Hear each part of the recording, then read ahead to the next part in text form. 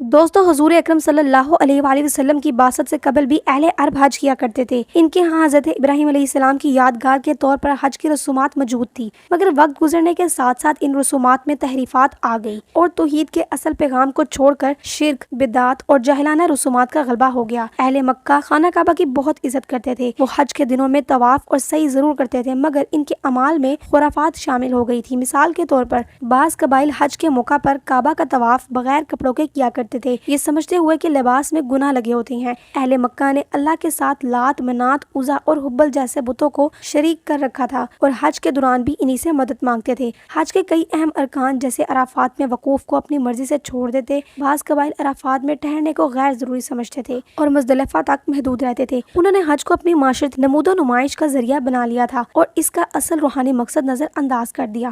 ان جاہلانہ رسومات کے باوجود حج ایک بہت ہی بڑی مذہبی اجتماعیت تھی اور عربوں کے دلوں میں کعبہ کی عظمت باقی تھی، مگر ان میں توحید کی تعلیم، اخلاص اور عبادت کی روح باقی نہ رہی تھی۔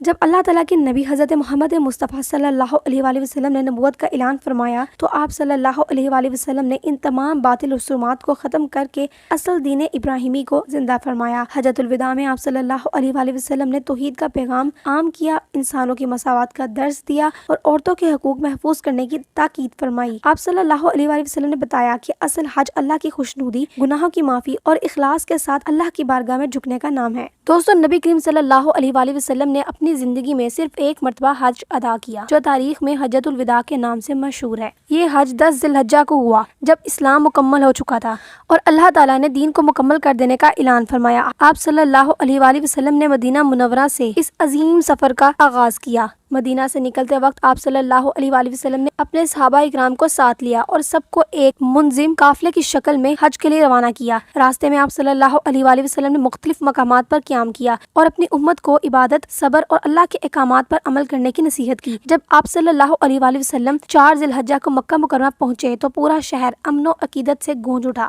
8 ذی الحجہ کو آپ صلی اللہ علیہ وآلہ وسلم نے مینا کا سفر اختیار فرمایا۔ مینا میں آپ صلی اللہ علیہ وآلہ وسلم نے نمازیں ادا کی اور حج کی بنیادی ارکان کے متعلق رہنمائی فرمائی۔ 9 ذی الحجہ کا دن یعنی عرفہ کا دن حج کا سب سے اہم دن ہے۔ اس دن نبی کریم صلی اللہ علیہ وآلہ وسلم صحابہ اکرام کے ساتھ عرفات کے میدان میں جمع ہوئے۔ عرفات میں آپ صلی اللہ علیہ وآلہ وسلم نے ظہر اور عصر کی نماز ایک اذان اور 2 اقامت کے ساتھ جمع کر کے پڑھائی۔ اس کے بعد آپ صلی اللہ علیہ وآلہ وسلم نے اپنی اونٹنی قصوہ پر سوار ہو کر وہ تاریخی خطبہ دیا جو ہمیشہ کے لیے دین اسلام کا منشور بن گیا۔ آپ صلی اللہ علیہ وآلہ وسلم نے فرمایا، لوگو غور سے سنو، شاید اس سال کے بعد مجھے تمہارے درمیان دیکھنا نصیب نہ ہو۔ تمہارا رب ایک ہے، تمہارا باپ آدم علیہ السلام ایک ہے، کسی عربی کو کسی اجمی پر کوئی فضیلت نہیں سوائے تقویٰ کے۔ آپ صلی اللہ علیہ وآلہ وسلم نے مزید فرمایا، آج جہالیت کی تمام رسمیں میرے قدموں کے نیچے ختم کر دی گئی، ہر قسم کا سود ختم کر دیا گیا۔ آپ صلی اللہ علیہ وآلہ وسلم نے عورتوں کے حقوقوں پر خاص تاکید کرتے ہوئے فرمایا، عورتوں کے ساتھ حسن سلوک کرو، اللہ تعالیٰ نے انہیں تمہارے ذمہ کیا ہے۔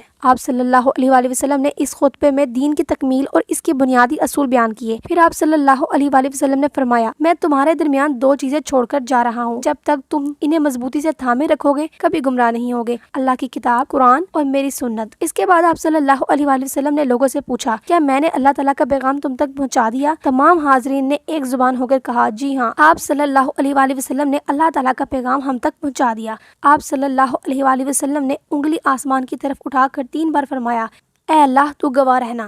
دوستو یہ خطبہ ہمیں مساوات، عدل، عورتوں کے حقوق اور انسانی بھائی چارے کا درس دیتا ہے۔ حجۃ الوداع کے دوران آپ صلی اللہ علیہ وآلہ وسلم نے سنت کے مطابق ہر عمل خود کر کے دکھایا۔ عرفات سے واپس آ کر آپ مزدلفہ پہنچے، وہاں رات گزاری، پھر مینا میں شیطان کو کنکریاں ماری، قربانی کی، سر منڈوایا اور طواف افضا کیا۔ یہ حج ایک مکمل عملی نمونہ ہے جس نے ہمیں اللہ کے حضور جھکنے، عاجزی سے دعا مانگنے اور زندگی کے ہر شعبے میں اللہ کے احکام پر عمل کرنے کا سبق دیا۔ اللہ تعالیٰ ہمیں اس حج اور اس خطبے کی روشنی میں اپنی زندگیوں کو سنوارنے کی توفیق عطا فرمائے، آمین۔ اگر آپ کو ویڈیو پسند آئی ہے تو اس کو لائک کریں اور چینل کو سبسکرائب کر کے بیل آئیکن کو ضرور پریس کر لیجیے تاکہ آپ کو مزید نیو انٹرسٹنگ ویڈیوز کی اپڈیٹ مل سکے۔ اگر آپ مزید اس طرح کی ویڈیوز دیکھنا چاہتے ہیں تو ہمارے چینل سے جڑے رہیں۔